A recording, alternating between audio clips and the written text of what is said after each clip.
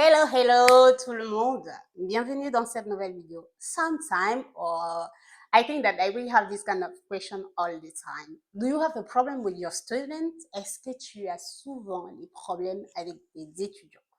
Alors, c'est quelque chose que je pense que quand j'ai commencé l'enseignement au début, alors j'ai grandi maintenant, hein. Yeah, I'm really different now compared like 2016 or something like that. Donc, quand je commençais l'enseignement au départ ou dès mes débuts, juste pour vous rappeler, d'abord, j'ai fait les cours particuliers depuis ma première année à l'université, donc je tenais déjà les étudiants de la terminale, de de 2012 jusqu'en 2016. Et ce n'est qu'en 2016, 2017 que je commence à enseigner dans une école privée. Donc, on va dire que mes débuts d'enseignement dans une école privée. Généralement, lorsque je suis extérieure à l'école ou lorsque je parle avec des personnes qui sont autour de moi et comme je rigole beaucoup, ils vont me demander est-ce que tu arrives à faire asseoir ton autorité en classe? Je me dis, mais en fait, est-ce qu'on a besoin de l'autorité en classe? Est-ce qu'on a besoin d'autre chose pour que les étudiants nous écoutent? Aujourd'hui, je vais un peu vous parler de ce que je rencontre, ou du moins ce que moi j'ai toujours eu depuis que j'ai commencé à enseigner. Mais aussi, je ne pense pas que je fais beaucoup de choses qui poussent les étudiants à écouter ou à être attentifs pendant mes cours. Mais je pense aussi que je ne viens pas en classe avec l'optique d'être le roi ou la reine, pardon, la reine qui va être en classe. Je viens dans l'optique de vraiment être capable de m'amuser avec les étudiants, de faire des choses où on va vraiment s'entendre et surtout qu'eux, ils se sentent à l'aise parce que moi, je pense que à l'époque, quand j'étais élève ou quand j'étais étudiante, je n'étais pas non plus une élève calme. Donc, quand j'entre toujours en classe, je me posais la question justement sur cette communication même non verbale que je peux avoir avec mes étudiants lorsqu'on est en classe. Donc, au début, quand je commence à enseigner, je suis encore très, très petite. Quand j'entre dans ma première salle pour mon premier cours, à l'époque, je me rappelle, les étudiants, ils me regardent et ils vont me dire, non, aujourd'hui, on n'a pas cours de français.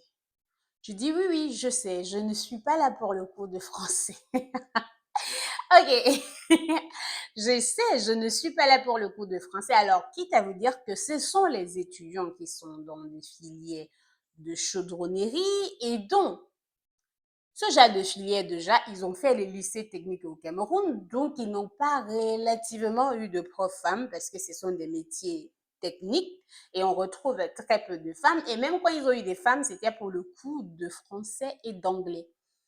Et plus encore, généralement, les profs qu'on a au lycée, de ce que j'ai vu au Cameroun, aujourd'hui, on en retrouve, hein. Mais à l'époque, on avait beaucoup, pas mal comment dire, de personnes un peu âgées, donc surtout pour les lycées techniques, parce que c'était des personnes qui avaient déjà vraiment toutes ces compétences techniques-là qui arrivaient à être dans ces établissements. Donc, je dis, donc voilà, moi, je suis là pour le coup de maths et je vois la réaction, même dans le regard des étudiants, on se dit, waouh, comment ça?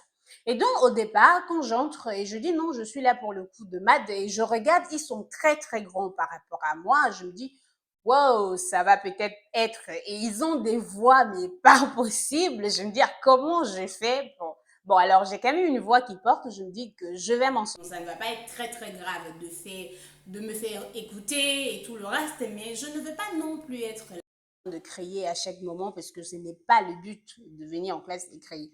Donc, dès le début, je vais dire aux étudiants, donc voilà, ils ont dit non, on n'a jamais eu de prof de maths femme ou un truc comme ça. Je dis, bon, ce n'est pas grave, c'est nouveau, donc on peut avoir autre chose que ce qu'on a eu l'habitude d'avoir. Donc, je vais m'arranger avec eux pour fixer des règles. Ça, c'est ma première salle de classe, on va se fixer des règles. Et ces règles, ça va être du genre, si quelqu'un réagit ou si quelqu'un fait quelque chose qui n'est pas dans ce qu'on a fixé, comment est-ce que la personne va être punie, qu'est-ce qui va se passer et qu'est-ce que la personne va payer comme prix après avoir réagi comme ça. Je ne vais pas être dans la forme de dictature de dire aux étudiants, si vous faites ça, vous avez ça. Non, ce n'est pas du tout mon but. Moi, je vais demander aux étudiants de choisir ce que eux, ils estiment, par exemple, qu'un étudiant doit, par exemple, prendre comme punition ou quelque chose s'il réagit ou s'il se comporte mal. Ça va être du genre d'utiliser les propos qui ne vont pas pendant que je suis en train de travailler ou pendant que je suis en train d'écrire au tableau, bavader, ne pas arriver à l'heure. Il y avait plein de choses qui entraient en jeu.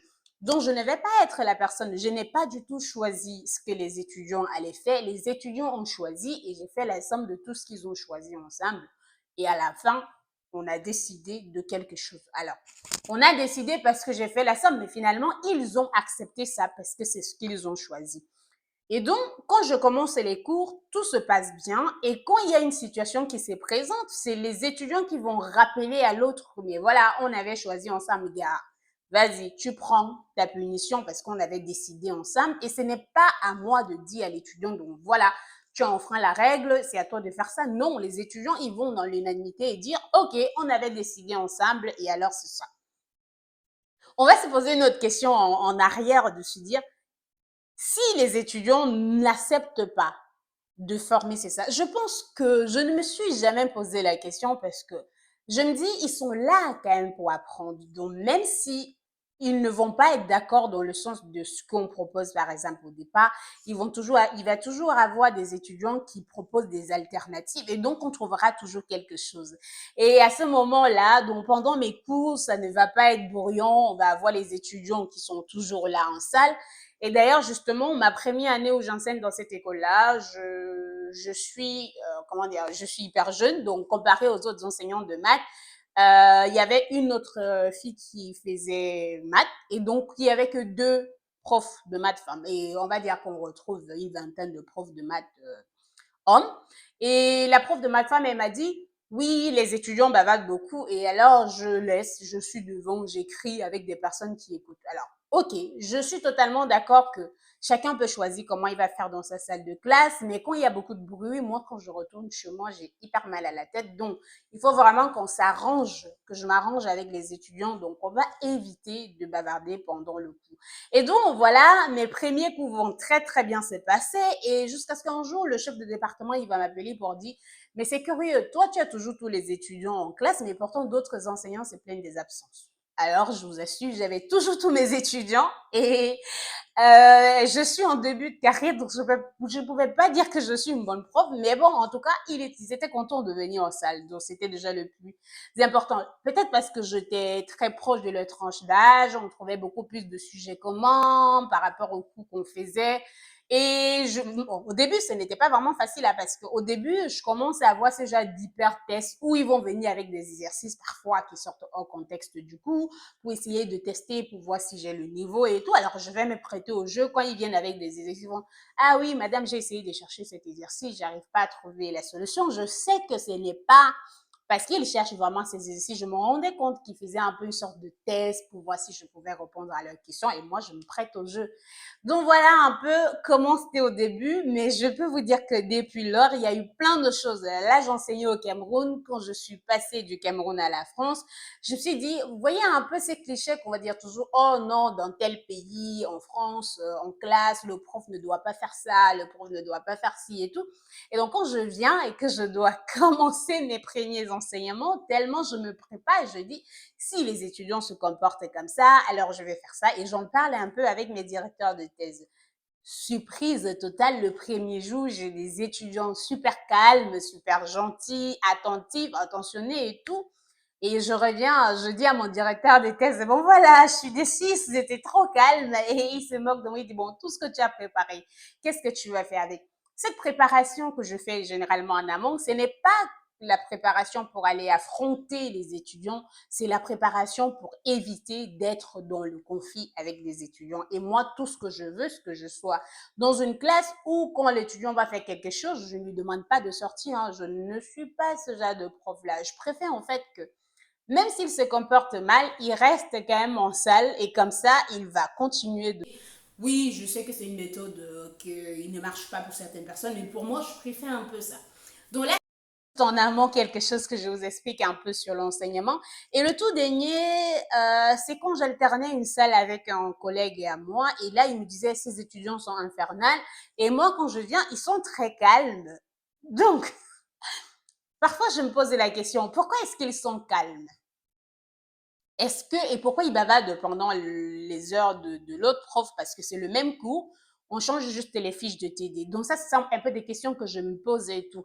Mais moi, je continue d'apprendre parce que vous savez, dans l'enseignement, il n'y a pas que le fait d'aller faire le cours qu'on connaît. Il faut vraiment réagir, même la posture, la façon avec laquelle tu regardes les étudiants, l'attention que tu donnes aux étudiants, les questions que tu poses aux étudiants qui ne sont pas directement liées au cours et comment tu réagis face aux mauvais agissements de certains étudiants, ça aide énormément à renforcer ta capacité ou à aider les étudiants à t'écouter beaucoup plus.